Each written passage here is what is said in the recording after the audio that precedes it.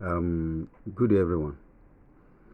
In recent time, there's something I've just taken time to observe, and this most especially with regards to the music, the gospel music ministry.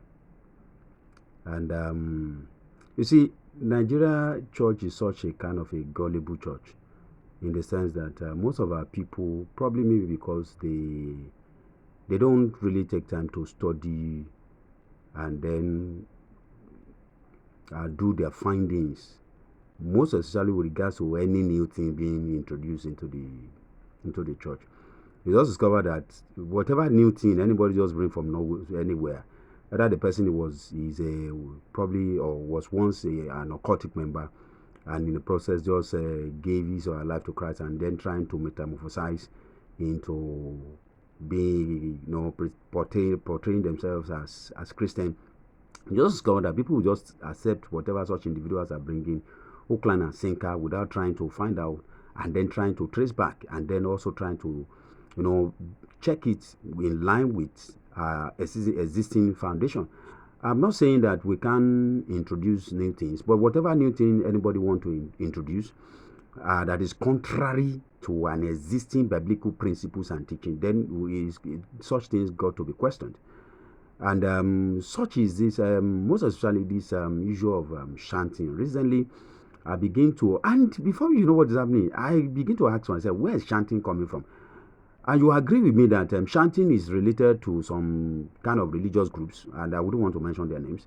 They know what they do, they know how they go about it, and that is their own practice there.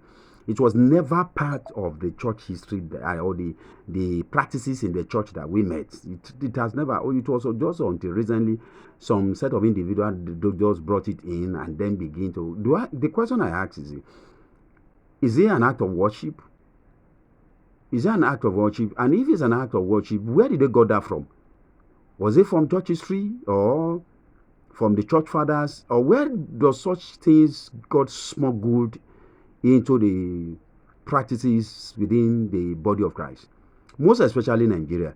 So I think we need to be very, very careful. And most of the leaders also need to be very, very careful. Some of these things, this is how occultist practices will be smuggled into most of the altars, and yet people will not be able to question.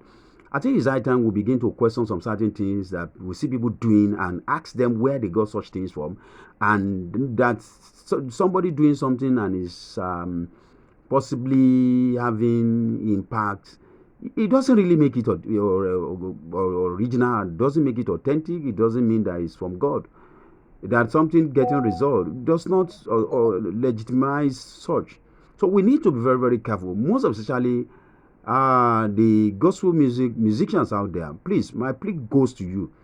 At least by his grace, I've lectured in music schools, and I know what we teach. Not all this issue of chanting. Where do you guys got the chanting from? This is just my own submission and notes that I think we need to be very, very careful. Where are these things coming from? Who smuggled these things into Pentecostal Christian worship? Please, let's just be very careful. I please just want to drop this as my own contribution. Thank you.